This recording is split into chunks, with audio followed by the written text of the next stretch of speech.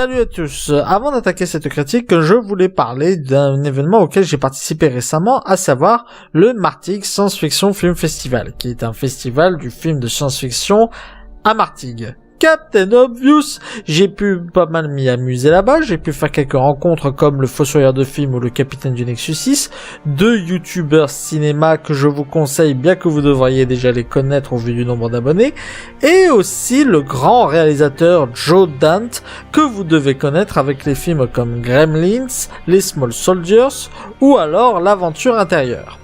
Et même ma maman a pu participer à cet événement. Oui, ma mère, c'est Ariel de la petite Syrienne. Qu'est-ce que tu vas faire, ma gueule? Et quel est le rapport avec la critique du jour, vous me direz? Eh bien... aucun, pourquoi?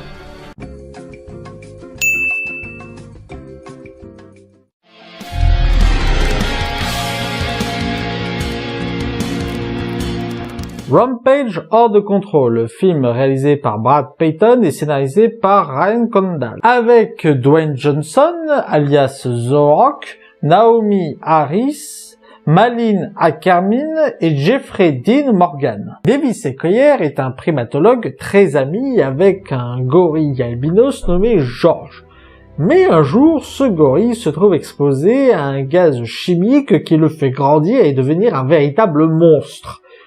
Le Davis Sequoyah va donc devoir faire en sorte de sauver son ami le gorille, mais aussi d'affronter un loup et un crocodile qui ont été eux aussi exposés aux produits chimiques. Ce film est donc basé sur la série de jeux vidéo Rampage, une série de jeux vidéo qui consistait à contrôler des monstres qui saccageaient une ville. Une base maigre pour un film, mais une base quand même. Pour ce qui en résulte, je vais dire à peu près ce que je pense aussi du film Jumanji Bienvenue dans la jungle et Alerte à Malibu. C'est des films très cons, mais très fun. Et c'est deux films avec Dwayne Johnson. Et c'est là où j'ai un problème. Depuis quelque temps maintenant, The Rock est montré comme la nouvelle icône des stars de films d'action. Et si je reconnais facilement que c'est un très bon acteur avec un très bon charisme, j'avoue que je sature de la hype qu'il y a autour de lui.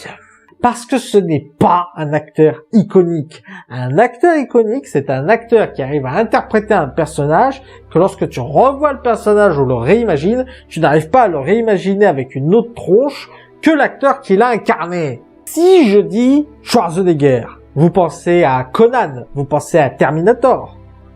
Quand je dis Stallone, vous pensez à Rambo, vous pensez à Rocky, ou même en me tapant dans des films récents. Quand je vous dis Ryan Reynolds, vous pensez à Deadpool. Quand je dis Hugh Jackman, vous pensez à Wolverine. Et ça marche aussi pour les actrices. Si je vous dis Sigourney Weaver, vous pensez Ellen Ripley dans Alien. Si je vous dis Uma Thurman, vous pensez à Kill Bill.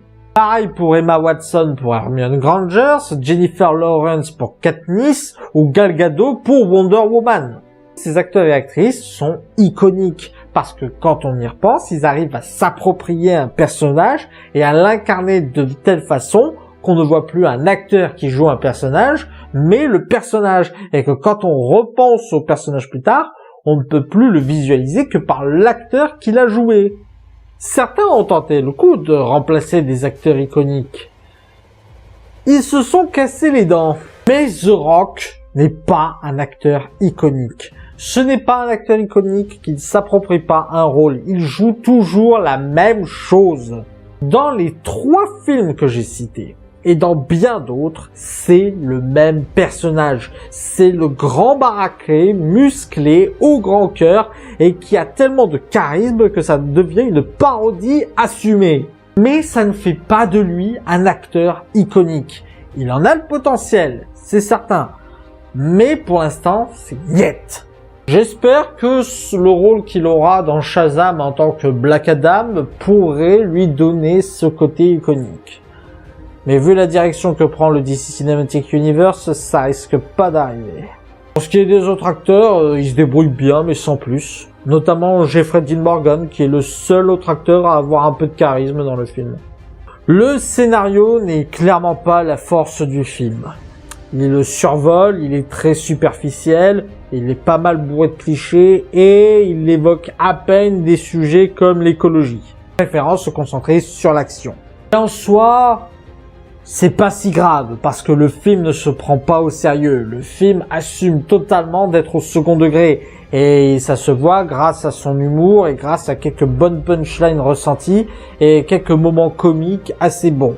Tiens, je me plaignais d'ailleurs que Disney s'auto-référençait un peu trop dans ses films. Ça commence à devenir le cas de Warner. Les personnages sont super clichés par contre. The Rock, je l'ai déjà évoqué. Jeffrey Dean Morgan, c'est un cliché de cowboy. Et les personnages, ce sont des méchants plats qui veulent juste tout pour le fric. Il y a que le personnage de Naomi Harris qui n'est pas un cliché, mais c'est plutôt dû au fait qu'elle n'a pas de personnalité du tout. En ce qui concerne l'action, par contre, il faut reconnaître qu'ils ont mis le paquet. Et que c'est un très beau spectacle. Ils sont allés jusqu'au bout des choses, même au niveau de destruction de villes, ce qui nous donne des décors apocalyptiques. Il y a pas mal de clins d'œil sympas aux jeux vidéo, non seulement Rampage, mais aussi quelques clins d'œil aux jeux vidéo en général, avec quelques caméras en vue FPS par exemple. Est-ce que ça en fait un bon film ? Pas vraiment, mais ça en fait un film sympa. Ouais, le film est sympa. C'est un bon moment de divertissement.